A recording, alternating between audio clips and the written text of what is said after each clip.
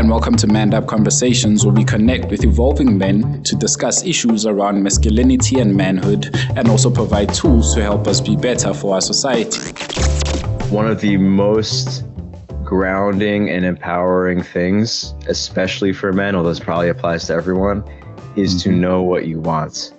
You know, you want to talk about emasculation or subjugation of people, the first thing they try to separate, these forces, they separate people from their desire, which is your desire, for whatever it is, whether it's for something like a hug or community or something more selfish seeming or whatever, but to be real with that desire, because that's what makes you useful to other people, even though it seems selfish.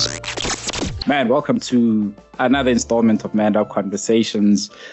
This is I think this is our third international outing this year. So we've been getting quite a bit of love out there from the States. And I got a beautiful brother of mine here, Mr. Ruwan. I just learned your surname right now, so excuse me if I butcher it, but Meepagala, right? Yes. Yeah. I think I got it right. Ruwan, welcome, man. Yeah, thanks for having me, man. Great to connect here. No, salute. We connected, I think about 2 weeks ago. I got a shout from you. You were telling me about a program that you're running, which coincided with my study of the King Warrior Lover Magician. And, it was just like, man, this is such I guess, the universe kind of conspiring and connecting me with the people that are kind of aligned to my frequency, so to speak. So, man, I'm really honored to have you here. And I know you've been doing this work for quite a few years. We're going to learn a bit about that today. Yeah, for sure. Yeah. And it's funny, in spiritual circles, I don't know if you run in that, among those groups too much, but the word synchronicity gets thrown out around a lot. And a lot of people don't know that word was actually created in this context by Carl Jung, who's also the root of all of this archetype stuff, King Warrior, Magician Lover. Like he actually came up with that just as an idea, like when what's going on for you internally seem like unlikely matches up with what's going on in the outside world, that means something is going right? That means a synchronicity, right? You're in sync with the universe, so to speak. I love that, man. I was actually, on our last episode, we were talking a little bit about some mythology. And I was watching an interview by Joseph Campbell, but this is from back in the days, and they were talking about that. Like when you go on a journey, you're bound to like meet people who just sort of come out of nowhere, so to speak, and kind of guide you towards whatever destiny it is that you're following. But let me not get too far ahead of myself, man. I mean, tell us a little bit about yourself, Ruwan, man. Who's Ruwan? Where are you based, and what kind of got you involved with this work? Yeah. Well, I'm currently in New York. I actually grew up in New York, and I'm back visiting for the first time in many years. Yeah, I got into personal development maybe when I was like 15. I was very depressed. I had a lot of internal issues, social anxiety. And actually, honestly, I've changed how I label the past, but the fact is I was unhappy in many ways, and I found personal development both from like the spiritual end. I mean, I got introduced to Eckhart Tolle around then, and then also like the very other end of like the manosphere. This is like early 2000s. Dating advice was the thing that sold as far as like men improving themselves. So like those two things kind of in conjunction was my start in personal development, because that was what was available. Like back in the 90s, self-help was kind of a woman's thing. And then it kind of, it's obviously evolved a lot in the last 20 years. And then just because I became obsessed with it, it was like more important than anything for me to get over my anxieties, my like malaise about life, whether it's like on concrete things like becoming more confident and more successful in dating or in life, but also finding like this kind of spiritual hero's journey calling, like there has to be more to life than just like punching a clock kind of thing. Both of those drove me to a point where I was just like, man, this is more important. This, whatever we want to call it, we could label it many things. Like it's more important than anything else, my security, like anything. So I took some big leaps. I studied a lot of different things at some point. And I think this is, more common now than ever. Anyone who's really a big consumer of personal development wants to become a producer. I mean, and that's kind of maybe the cynical way to put it, but another way to put it is like you go on a journey, you want to teach. And, now, of course, it's almost like a thing people make fun of. There's a million 21-year-old life coaches. But that was my story, and and that's just how I ended up here. And I started podcasting maybe 10, maybe 8 years ago. I started podcasting mainly because I just wanted to sell my book. But then I found out I like podcasting a lot and having great conversations with people. And then it's just like a platform for me to share all the things I've learned, such as like, a couple of years ago, I got obsessed with Carl Jung's work, and that's what drove me to make an Archetype program. And then, I like to share it in long form fashion. Yeah. And I wanna hop on something that you said, which is quite out there. If you listen to guys who've kind of taken courses, and I would say they haven't really followed through, right, with the teachings they get from these courses. And that's why in most cases we'd find people saying that, all of these sort of social media gurus, YouTube gurus, or podcast gurus are out there teaching people about stuff that doesn't really make sense, right? Like you're saying, there's like now 1 million 21-year-old motivational speakers or personal development coaches.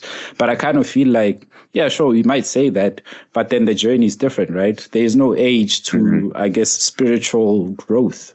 Some totally grow from like 16. Some have that awareness or awakening at about 16, and 2-3 years down the line, they go through whatever they go through and they're ready to teach. Whereas some others that might land at 60 years old or at 80 for that matter, you never really know. So, what keeps you going in a space where you feel like, there's a lot of negativity around what we do? Is there a certain sort of attitude? Is there something you've developed along your journey that kind of made you just cut out all the noise? Yeah. Well, I just want to be clear. I wasn't in any way trying to disparage anyone of any age, I mean, if anything, I'm kind of making fun of myself and like this industry of like, I guess I remind myself to also not take myself seriously, because at one point I was, I've been doing this a long time. I was that kid who had things that he wanted to share. But yeah, what you said is actually maybe the more accurate way to put it. Is like everyone's got their story and something that can help anyone else. So yeah, I mean, but really the thing that keeps me motivated about this kind of thing is that there's so much I still want to improve in my life. It's not like, it's like an endless thing. Where if you're really committed to your growth, you're always going to find something. Like there's never an end, right? Man, I love that. And and especially when it comes to masculinity, like recently I became a father, so it's not like, obviously that's a whole new chapter of life. But what I've been finding interesting in the context of like a man's growth is that it's the same traits that make you a successful single man. Let's say with dating, right? Which was my focus 10 years ago when I was single. Yeah. This almost the same exact traits make you a good dad as far as I can see. It's just a little harder. It's like the same exercises at the gym, but you're adding like a lot more weight. And it's like, okay, well, this is the progression, right? It's not like a totally new game. It's the same traits make a good man in different stages of life. Oh, I love that explanation, man. That's so beautifully put. So now that you're a father now, right? We host a men's group every 2 weeks. So we met last week, and there are a lot of new fathers who are finding sort of a new meaning to life. So all of that sort of youthful spirit where you're just doing things for the sake of doing it is no longer there. I guess guys are more intentional now because you've got another life to take care of. So what has fatherhood kind of taught you about yourself in the time that you've been a dad? Yeah, well, at the risk of being cliche, it's like obviously responsibility. Well, actually, all right, I just thought of something. One of my good friends, Om Rapani, who's been on my podcast a bunch of times, he speaks about like sexuality and intimacy between men and women, like dominance from that kind of level.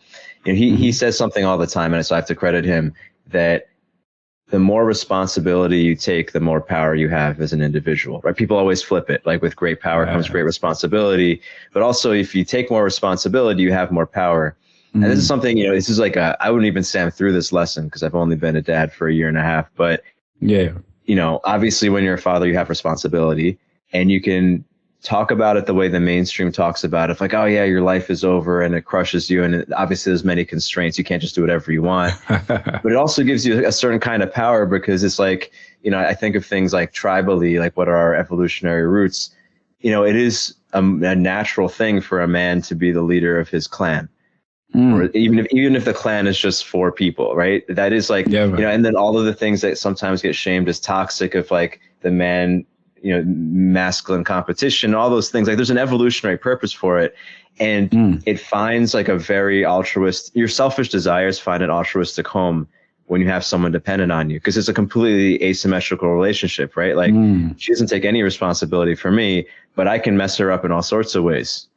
and it's like, and it, you know, and in a you know, a more grounded sense, is like just recognizing that every time I'm acting weak or doing, or like, you know, letting my demons get the best of me. When I was single, that would just suck for me. But now there's a whole other person who's going to absorb all of that if I don't. So it holds me to a higher standard, obviously. And does that change your conversations now with men that you coach?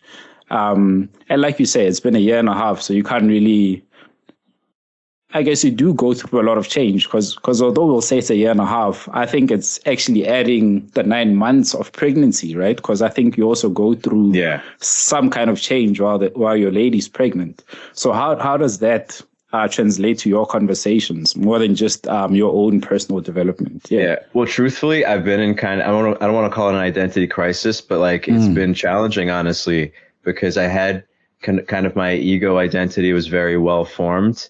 And I felt like very proud of myself a couple of years ago. Like here was my bachelor arc. You know, I went from 0 to hero, and I felt very good about myself. Like, not, you know, in the way that you would expect. And then it's almost like now I climbed one hill and I'm at the bottom of another hill, and it's like, shit, I don't know who I am. I don't know. So honestly, you know, I don't even have an answer. It's something I'm going through right now.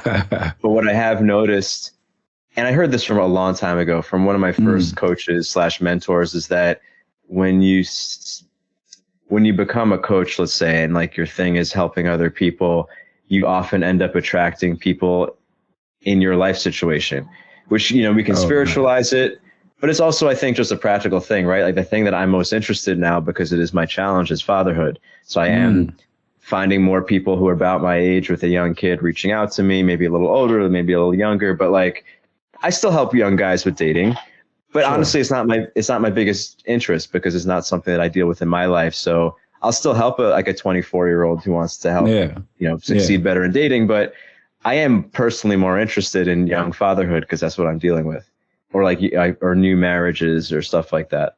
And you're speaking of marriage, man. Are you married yet? Is it something that you're considering?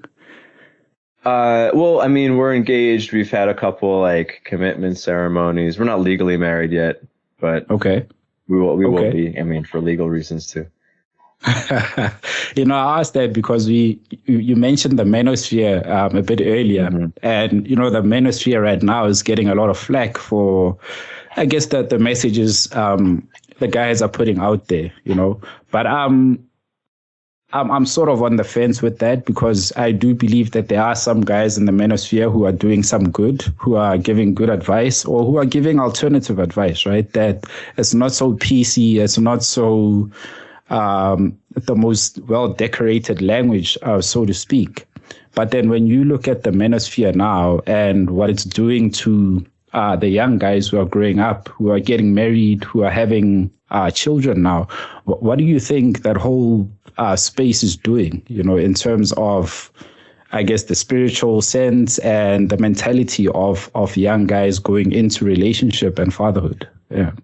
Yeah, well, I think it's very confusing, because like, let's say, I mean, and when I said manosphere, I was thinking like the really, you know, it covers a lot of ground, but you know, there's certain ideologies that become the dominant one in this, say, men's personal development. So the one that's been pretty popular, and I think maybe is peaking, is kind of symbolized by, let's say, Andrew Tate, you know, or Dan Bilzerian, like get really wealthy, sleep with a lot of women. And like, that was like, I think, you know, nobody really can tell, because all of our social media feeds are curated for us, and like no one can really get a sense of what's really happening unless you're like, I don't know, you work at Facebook and you can look at all the data or something. Yeah. But I think from my observation, there is maybe a shift where you see more people, you know, you see more people idealizing family life, more men, more respectable men. And you do, you know, and it is coming from usually a more religious background. Like I've been talking about this on my podcast. I keep seeing like Muslim life coaches and Christian life coaches popping up, whereas 10 years ago that would have been seen as, you know, no one would become popular talking about God and how to be a man, like, you know, outside of those communities. Whereas now it's actually kind of more normal, and you see people like myself who are agnostic or, you know, don't subscribe to religion, like really listening. Whereas, you know, I do think like the manosphere as a whole has kind of grown up with the age of the people, right? Like, you know, and, you know, I assume we're probably about, how old are you? We're probably about the I'm same 37. age. I'm 37. Okay, yeah. Okay, yeah. We're about the same age. I'm 35. It's like, I don't know if you were following like what was going on online, but when we were teenagers, it was all about how to meet girls. Yeah. You know, when we were in our 20s, that's when you kind of see the more philosophical side of Red Pill, for example, coming out. And like Jordan Peterson became popular, who's obviously more intellectual and less, less lowbrow, let's say. And you can almost see like from someone our age who are, you know, the consumers from the beginning of like when YouTube started or when, you know, online forums started in the late 90s, early 2000s, you see this growing up. So, you know, now the bulk of this consumer base is probably our age. I think we're probably right in the middle in their mid 30s, and they're interested in more things, right? It's not cool to go to the club and cold approach. It's just like kind of cringy to see that, although that's still probably a message that a 17-year-old young man cares to get. So I don't know. I don't know if I even answered your question, but like, I think there's different layers. And I think that the idea of like Dan Bilzerian, Andrew Tate being the peak of masculinity is going to start, I think it's going to start fading out to a degree. And I don't know. I mean, and maybe this is just my perspective because I'm a father, so I'm seeing the whole world through my own subjective lens. But I do think this is a shift because I am seeing more family men with podcasts on masculinity popping up and becoming really popular. So yeah, I think there's many different lenses, and people are going to find what fits their life desires, you know?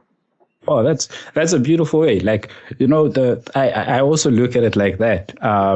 At a certain age, you might be attracted to what the Andrew Tates are saying because it's kind of the world you're in, right? That's what you're looking for. You feel like they symbolize the success that you're chasing, but then you might get to a certain point and realize that, oh, okay, well, this is that bullshit. I don't need a life. Sure, there might be some things I can take from Andrew Tate, not to write off everything he does as nonsense. I think he's got some points here and there. But for the most part, the whole sensationalism that he does kind of puts people off. And that's why it's hard to kind of take in his messages. Although you can listen to a Jordan Peterson in the same breath, you could say he's very smart and articulate, but there are some things that he says that are sort of, you know, a bit cringe. I don't know if I want to take that kind of advice. So when I look at the manosphere in its totality, and like you say, because of age, I've seen the different nuances in it, and I can sort of pick and choose from what can work for me and what doesn't work for me. And I think that's quite a journey for every man to kind of go through, or a boy to go through, to reach a stage of manhood where you kind of have to, you know, learn some discernment, you know, learn to pick things apart, man, critical thinking, and that type of stuff that we're supposed to be taught this stuff at school. But that's not highlighted as much as, you know, get a degree so it pays you money more than get something that can actually feed your soul so you can make better decisions as you grow up. So I love the breakdown that you gave there, man. Yeah. Yeah. And actually, I don't want to get too controversial or conspiratorial, but I do have like a pretty strong feeling about, and this is maybe a cynical view, but that schooling isn't meant to create independent thinkers. And the truth is most people don't want to be independent thinkers. And if you look at advertising, marketing, political propaganda, even within personal development, and I'm saying this again, you know, being a little, you know, just to say it how it is, you know, it's like most people don't want to think for themselves. So, and it's almost necessarily a struggle. And no education system is going to want to raise a whole group of people. And this is not to go into conspiracy theories or anything like that, but it's just like, it's how systems work, right? You're trying to homogenize a system so they can be whatever the ideology is, whether it's to create good consumers or create political followers or going back to masculinity, there's the whole, thing of like creating not so masculine boys because it's just easier to get everyone on the same page, which is not even a bad thing, but it is not good for the individual, and it's particularly damaging for a man, because the irony is only the really independent thinkers get the spoils. Like Andrew Tate's doing great with his life. Are Andrew Tate followers doing great? Well, some of them might be, but the mass of them probably are not. They're just sheep, just like sheep for any big ideology. Like the majority is always going to be sheep. Even to the best ideology, right? If I had 1 million followers, 800,000 of them, just by the virtue of it being a good mass, probably wouldn't be independent thinkers. And that's just how it is.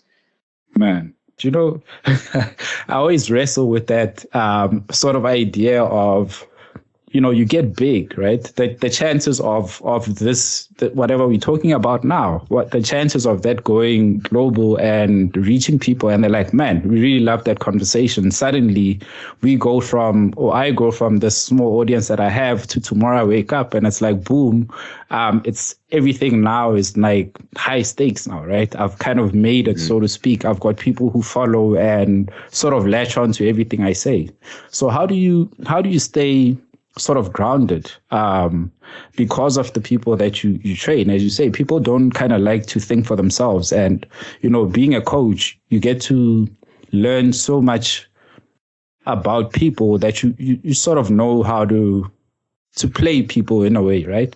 And depending on how you do your thing, you can choose to play them for the bad, or you can choose to actually teach them the good stuff that they need to know, as opposed to just being a quick, money getting scheme where you're just like taking in money all the time. And I'll give you something just to satisfy you for now, but I know you're still going to come back to me. So how do you sort of navigate that whole idea of not being sort of a cult leader and being grounded as a teacher who's, grounded in the teachings of spirituality and that?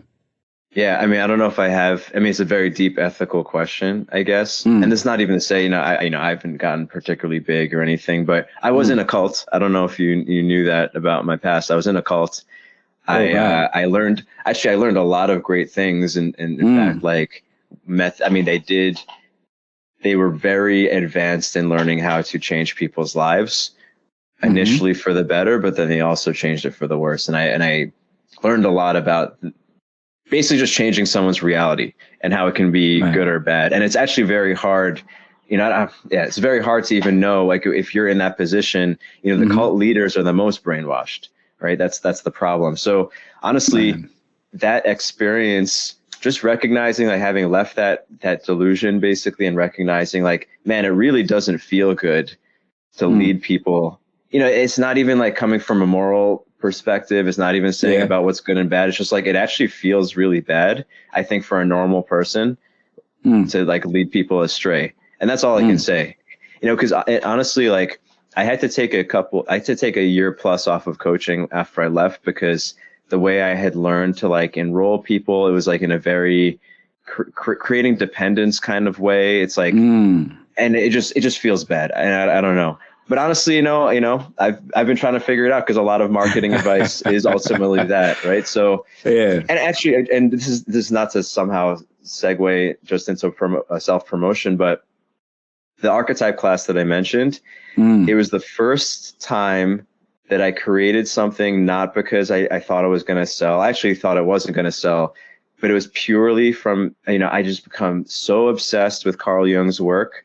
And I found it, obviously it's very dense. I read like a lot of very thick books where you have to like keep going back and highlighting. But I was like, man, there is some gold in here that is really helping me. I want to bring it to the world in a way that is actionable and, simple, but understandable, but still like hard hitting. So I created this program simply because like, I just like loved it. And the fact that it also has reached a good amount of people. It just felt like this kind of huge moral victory for me, where I didn't have to sell out or do something that I didn't feel good about.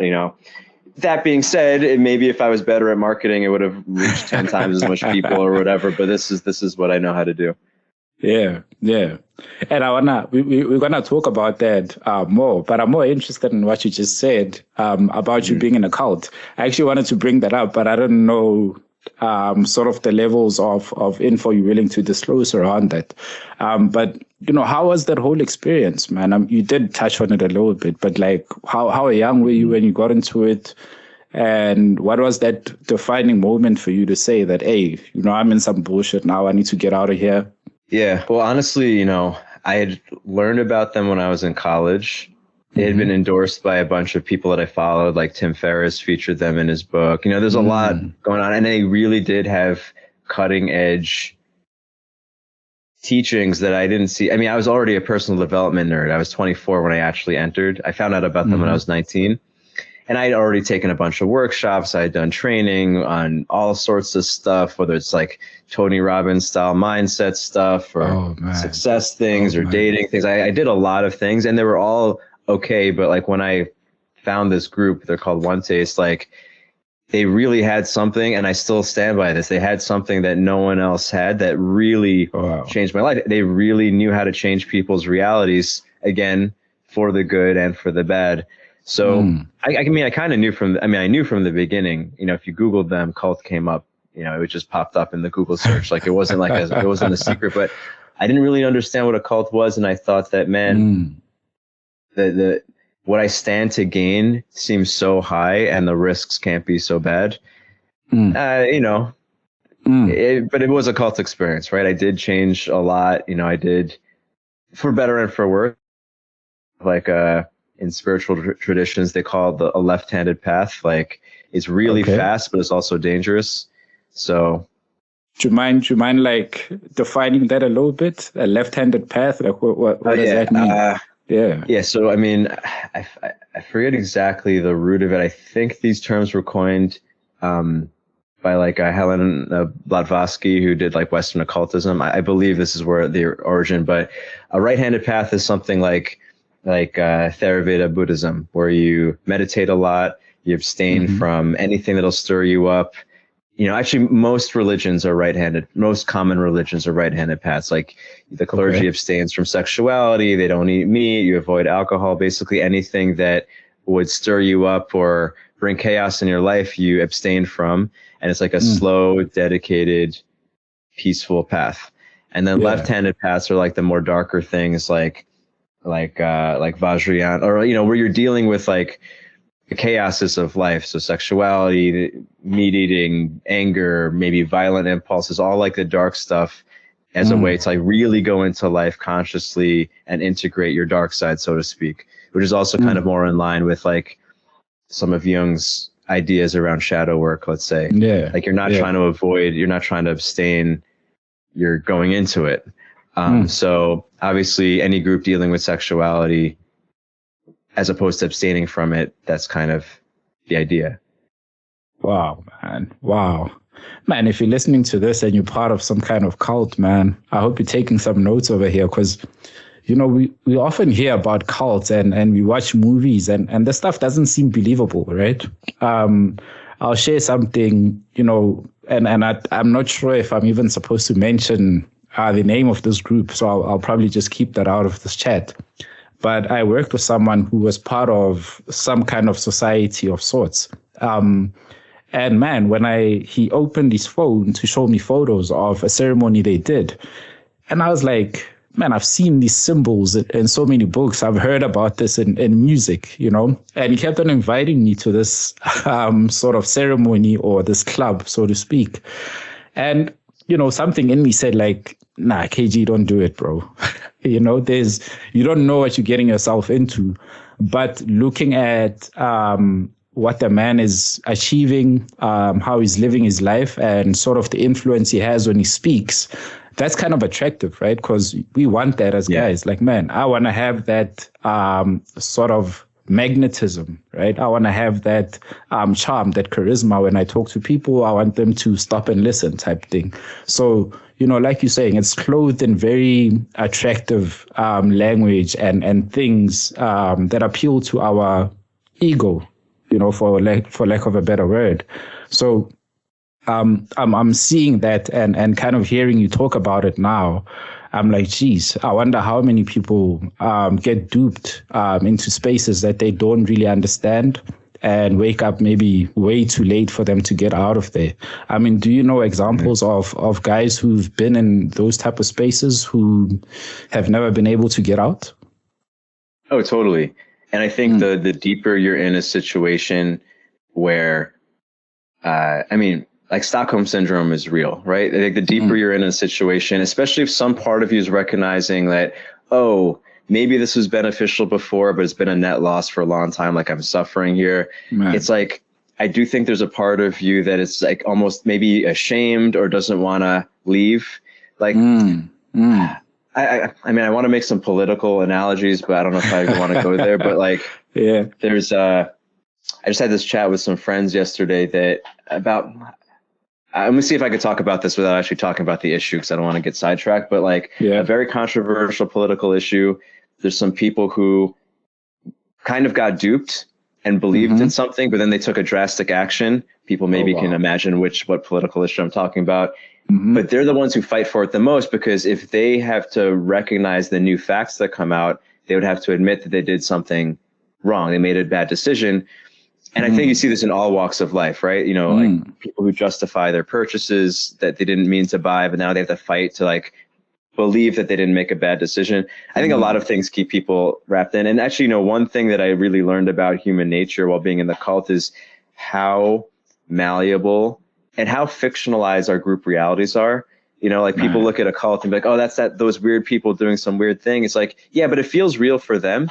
And every society, every religion, every political party, every nation, every group of people are doing the same exact thing. It's just some get bigger and get so big that it just seems like this is what reality is, right? Like, the United States of America is a fiction, right?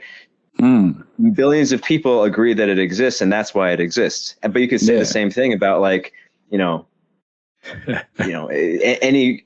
This is not to offend anyone, because I really believe in the beauty and importance of religion. But what makes a God exist is that a lot of people believe, or any religious belief, it exists because people believe in it and they act accordingly. So whether or not there's a person in the sky, it does have a real effect on reality. And you could argue this about anything.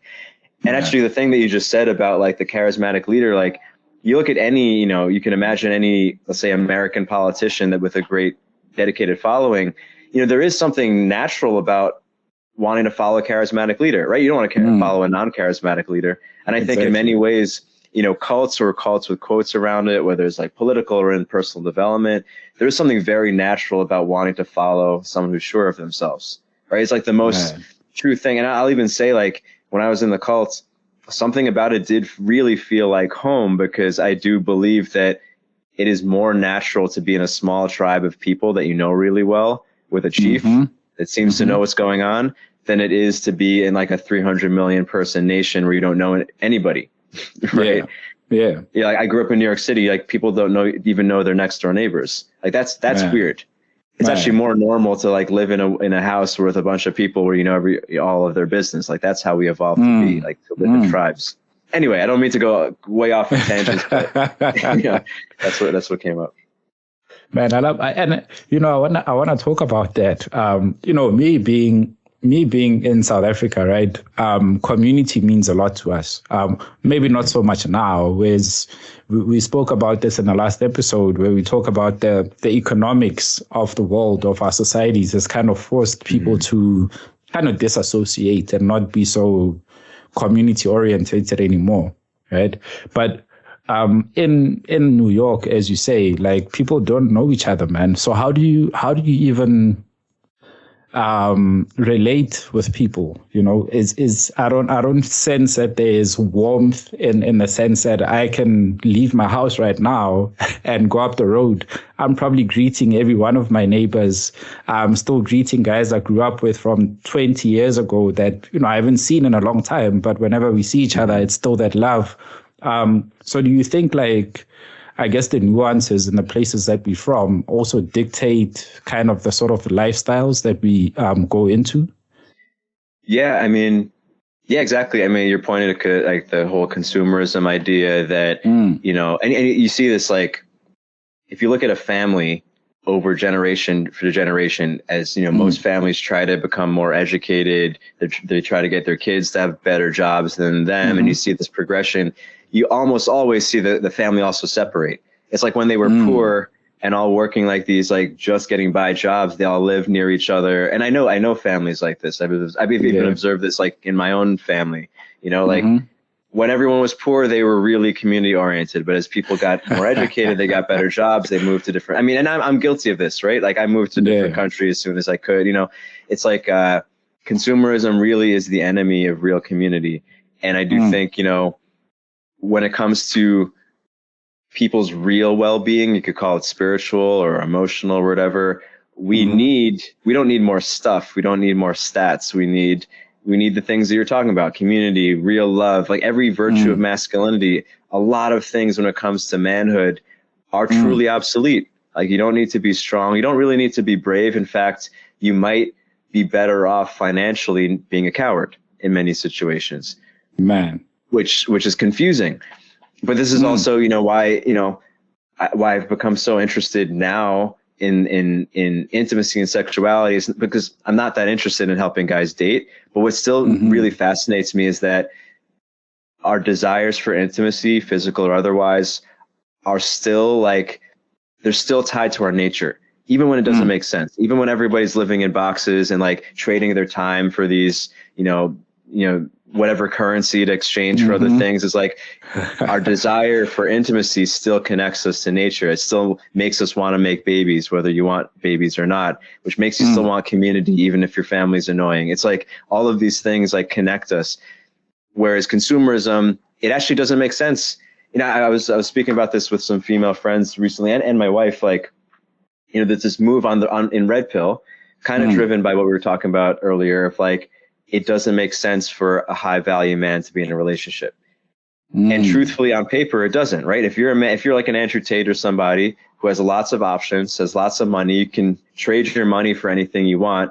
Why should you deal with the inconveniences of being in a relationship? Why should you have to put up with a woman's emotions or all the things, right? If you're not tied to your nature, it doesn't make sense. And this is not to criticize Andrew Tate even, but it's like, if you're not tied to your nature, if you're just looking at dollars and cents and like how much value you can get out of every transaction, it actually makes no sense. But if you still believe in nature, if you believe in nature more than consumerism, then it totally makes sense. Like, how are you going to make a baby by yourself? Yeah, right? You could adopt. There's many ways around it, but you get what I mean. I get you. Yeah, 100, man. Hey, man, I'm enjoying this, man. So tell me now. I think this actually segues beautifully into your program, right? Into the 21 days, the 21-day masculine archetype challenge. But before that, I know you spoke about helping men with intimacy. And when you speak intimacy, like for a lot of guys, although we kind of know it, it's like, what the hell are you talking about, man? So what are you finding? I'm just using this word, instead of saying sex and dating. I don't know. I just got used to not saying the word sex, so I don't get flagged for things. But so intimacy is like this, but that's what I'm talking about, right?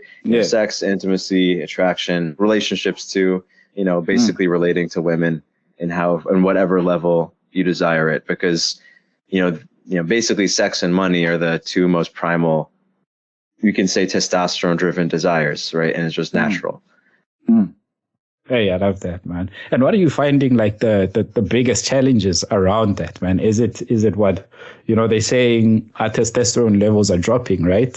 We're becoming, I guess, society's messages, the food we're eating, are we becoming a little bit more feminized? Like most people would say, or most science would say as well. But what do you think is causing that, man? And I mean, you deal with it almost on a daily basis. What are some of the themes that you're picking up in the guys that you're helping out? Yeah, I mean, the causes, I think, are the things you just mentioned, right? Like there's environmental things dropping testosterone. And, I think people don't it's becoming more well known now of how much our physiology affects our emotions, our mind, everything, right? Whether it's diet or whatever, like if your testosterone drops, you do lose certain things, right? Like I even describe my program as like, to summarize what the masculine archetype is, it's all the traits that evolved to correlate with testosterone. That's it. Like we don't have to get more spiritual. We don't have to go deeper. There's other ways to describe it, but that's what it is concretely, right? There's certain things, men have had to compete, males, not even men, like even if we go like to our pre-human ancestors, they only passed on their genes if they had certain traits, like physical strength, aggression, courage, and that's where all of masculinity comes from, whether it's good or bad or desired or not desired. My program's all about tapping into that as best we can, right? I'm not checking people's testosterone levels when they start the program and seeing if it decreases, right? I couldn't even make that claim. But there's a lot of research, and I try to reference this in the program. There's a lot of research about how your actions affect your hormones, right? And like if you take a risk, certain hormonal activation occurs. If you lose, or if there's a challenge in your life and you do the fearful action, right? Like, just use the childhood bully confronts you and you say, yes, sir. And you give him your money or whatever, your testosterone actually drops. Like that's been shown, right? And that's why you feel shitty. And that's why you feel like less of a man. That's why you feel, you lose confidence. Like your testosterone actually drops, as opposed to if you stand up to the bully, your testosterone actually increases. Now you might get your butt kicked, or you might suffer, and then that might also have an effect. But like, and this was documented in 1994, just to be a little more specific, during the FIFA World Cup. Yeah. These researchers from Georgia State University measured the testosterone levels of the Brazilian and Italian fans, not even the players, the fans watching the game before and after the game. Brazil won. The Brazilian fans, these are just guys in the stands watching the game. Their testosterone in some cases doubled just because their team won, and the Italian fans cut in half, right? This is just from watching the game, which is why, like, if you're really into football and your team loses, you feel really bad. And if when your team wins, you feel good, even if you're not on the field. Like, it doesn't make any sense, especially to women watching guys get obsessed about, it's like, you're not even playing. Like, why are you so obsessed? But it is a thing, right? It's an evolved characteristic because, like, if you're in tribal days and your chief goes to fight the other tribe's chief, which is how a lot of disputes were dealt with, before civilization. If your chief dies, if your chief gets defeated, it actually means your tribe is now, or your army or whatever. Like, that's why we get so involved in sports. Like, all male tendencies have an evolutionary basis. So anyway, I think I went off on a tangent again. I forgot what your question was. No. So what I was saying is some of the themes, but I guess you covered that in your answer. But what I want to get to now is you speak of sort of three fundamental or core fundamentals in your program. And you speak about grounding tension, you speak about introspection and material accomplishment. I think that would stick out for a lot of men, material accomplishment, obviously. But do you mind just going through those three in terms of what they I'll actually go backwards, because the last one, material accomplishment, like winning, ties to what I just said, right? Like taking meaningful risks and succeeding has been shown through the study I just mentioned and others, like it actually raises your testosterone, right? So like winning compounds. So there's a Dr. Charles Ryan wrote the book, The Virility Paradox. He's been on my podcast. I quote him all the time. I think this is a great quote. He says, success breeds success on a molecular level, right? So if you consistently win, and this is maybe when you look at guys who seem to have it all together, like they're the natural giga chads, if you will. They might have been genetically gifted. They might have gotten lucky to have a great male role model growing up or great upbringing. And with that, chances are they were just able to stack wins. Maybe they did really well in like 7-year-old sports, or like they got good validation with the first girl they said they liked when they were 8 years old or whatever. And all of this stacked up. So by the time they're 25 or 30 or 40, they've had winning has become such a skill or such a habit that their hormonal profile is that of a winner. And whereas like someone who's had the loser effect, they keep losing, they keep trying, losing, or they're afraid to try, which is just as even worse, arguably. Yeah. When you see a guy who's at 40 and they're kind of, they're kind of just a loser, right? Like that is something. So just understanding this on a physiological level, if you take this to heart, it's like, okay, how can I stack wins? Which the thing is like, and I brought up the FIFA, the 1994 study, because it's so crazy that even a spectator can have this effect. So, any Italian could have just chosen, like, I'm going to root for the Brazilian team, and they probably would have had a spike in testosterone, right? It's like whatever you make meaning out of. So it's like, if you make meaning out of, I need $1 billion tomorrow, and you really somehow get emotionally invested in it, and you're not going to get that, you're going to feel shitty about yourself or whatever ridiculous thing. But if you set goals that are just hard enough that they're meaningful, but you can also accomplish them, it'll give you that boost of dopamine, that boost of testosterone, and over time you can make bigger wins, and you can basically get a compounding effect in your body. So anyway, that's a long answer to explain like why the simple thing that everyone kind of knows inherently, that setting accomplishable but meaningful goals over time is one of the most important things you could do, specifically for men, because it affects the male sex hormone. So the second thing is introspection. The whole thing of taking a Jungian lens is not just looking at the simplistic part of, or the external part of personal development, but really what's going on inside of you, right? When it comes to creativity and fulfillment, and like really knowing yourself rather than just trying to copy some other successful person online, like really coming out of you, you have to be aware of what's going on in you. So and this is maybe the most spiritual component of it, but I do think the more attention you put on your unconscious and like the symbols you get from your unconscious, whether it's in your dreams or your random thoughts, your random feelings, the thing you can't stop thinking about, even if it seems unhealthy, it says something about what's going on in you. Like most of our self is under the surface, right? It's not our surface personality. Like there's so many dormant traits, even the most shy person probably has a killer inside of them, because your genes wouldn't have made it to 2023 if like you didn't have some killers in your past. Like there was some man in your genetic lineage who was great at life. Otherwise you wouldn't have made it this far. And that's in you somewhere, right? And not to, again, over spiritualize it, but like that, those traits that maybe seem not part of your surface personality are in you. And introspection, I think, is the way that you discover them and uncover them and find ways to bring your best self out. And can you over introspect though? Because sort of being totally sort of being like analysis paralysis, like you just in there, man, and you just can't get anything out of it, so to speak. And I think I offer frameworks in the course where you're not just mentally masturbating, but like you're really trying to find like, what's my unconscious trying to tell me? For example, I just had a coaching call a couple hours ago with a client. He's a really intelligent guy. He's very guilty of thinking too much and doing too little. And I'm like, listen, and I don't want to share too much of his life, but he's got this kind of crazy idea, right? It almost seems like a delusion. If it works, it's amazing. If it doesn't work, okay, he just had a crazy idea.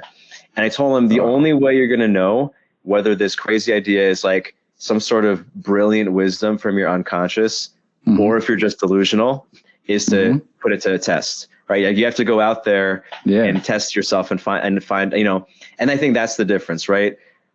If not, you get into analysis paralysis. But if you put it to the test, if you take action, which relates actually to the third point, which I didn't get to, grounding. Grounding, very simply, is being able to handle tension in your body, but your emotions, right? And again, there's research on this, right? Like a physiologically tough individual can take on a lot of stress or can take a lot of pressure and still remain calm. Like he can actually calm his adrenaline down and then get a spike in noradrenaline or testosterone or these like anabolic hormones.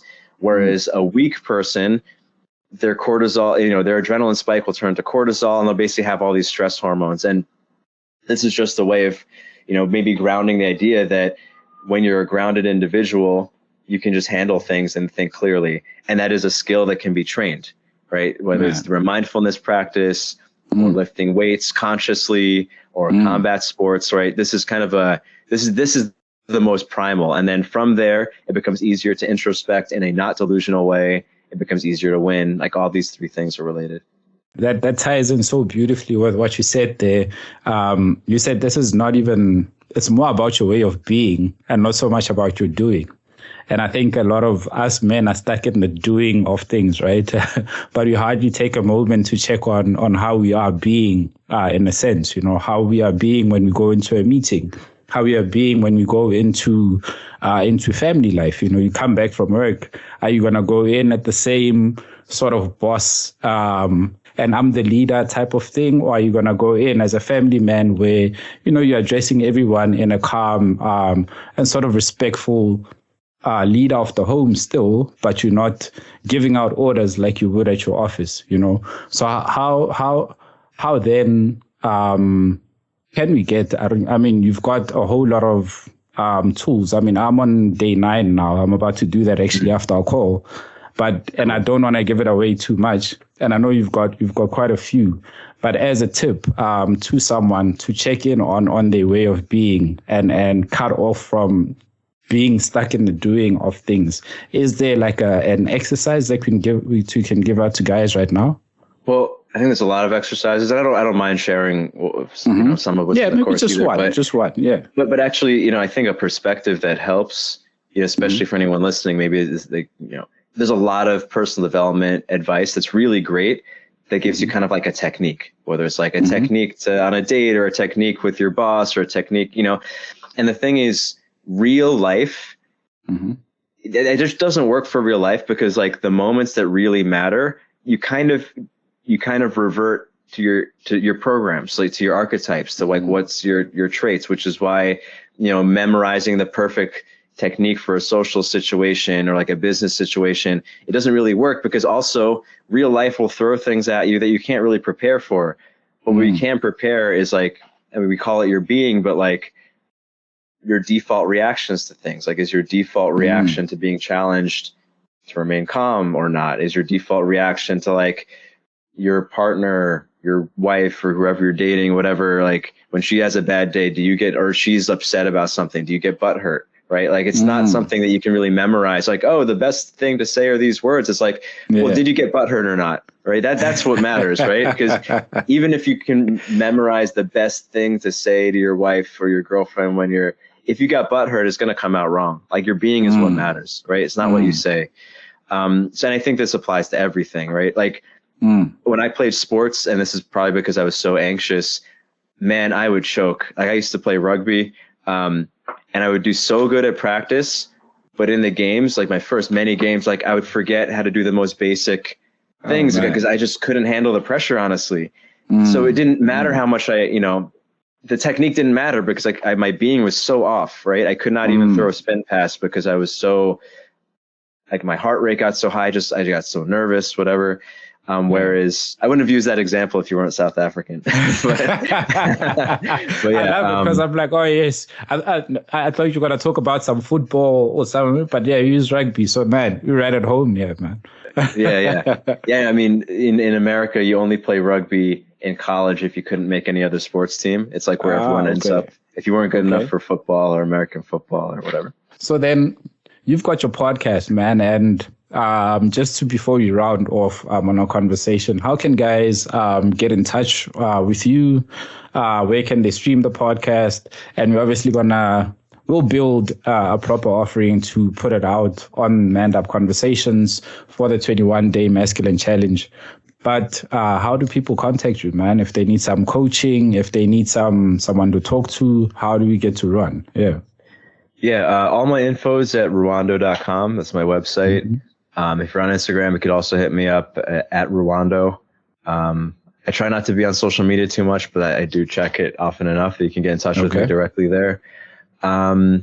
And the links I assume we'll attach to this episode.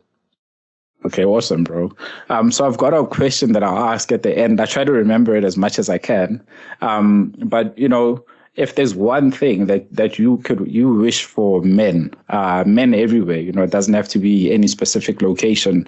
We've had guys talk about give a man a hug, tell a brother you love them and don't make it awkward with that no homo type stuff. So if there's like one action we could take or a word of encouragement to guys, what would that be for you, man? Well, it's probably a lot of things, but I'll stay with the theme of what we've been talking about. Mm-hmm. One of the most grounding and empowering things, especially for men, although this probably applies to everyone, is to know what you want. You want to talk about emasculation or subjugation of people. The first thing they try to separate, these forces, they separate people from their desire, which is your desire, for whatever it is, whether it's for something like a hug or community or something more selfish seeming or whatever, but to be real with that desire, because that's what makes you useful to other people, even though it seems selfish. So it's actually one of the lessons in the Archetype Challenge. And maybe you got up to that and we could just give it away. It's like to really practice saying, I want, right? Because that's where your power comes from, right? Even if it's in your head, like, I want that. I want to talk to that woman. I want a job like that. I want a car like that. I want community. I want more love. I want to be closer to my spirituality, whatever it is. But like to admit it to yourself is one of the most empowering things. I love that, man. I hope you guys are taking notes over there. And man, I wish for you to take it on for yourself, learn a little bit about yourself. Might be something that you've never heard of completely. And maybe, is it worth reading Carl Jung's work? Is it worth maybe getting in touch with maybe some videos online or something just to be familiar? Or should people just purchase the course and go straight in? Well, I actually made the course partly to digest his dense work into something with like actionable steps. But for those who really like to read, I highly recommend starting with Man and His Symbols. That was one of his later books, because his earlier writing was written for psychotherapists. So it's like, it's very dense. But Man and His Symbols was written basically to translate his ideas to people. So actually it's one of the recommended reading in the course. So I would do both, right? I realize though that a lot of people don't want to read the source material, which is part of why I made the course. But I think if you do them together, that's amazing. Man, school yourself, guys, man. Get yourself together. I've thoroughly enjoyed this episode. I've enjoyed getting to know you. I know we went a little bit here and there, but I think that's the nature of what I do on Man Up Conversations. If you kept too much to a structure, we'd sound like we're selling stuff to people, man. But we want you guys to sort of challenge yourself. And that's what this program is all about, right? It's not about just taking it for the sake of, hey, I did a program and that's about it. But I think what you get from it is something that's going to stick to you for life. And you might probably end up going back and forth and checking in on some stuff every now and then. Speak to Ruwan, man. Check out his podcast. I'm going to put all of the links down in the show notes. Ruwan, my brother, I appreciate you. And thank you for your time, man. Yeah, thanks for the love, man. It's great connecting with you.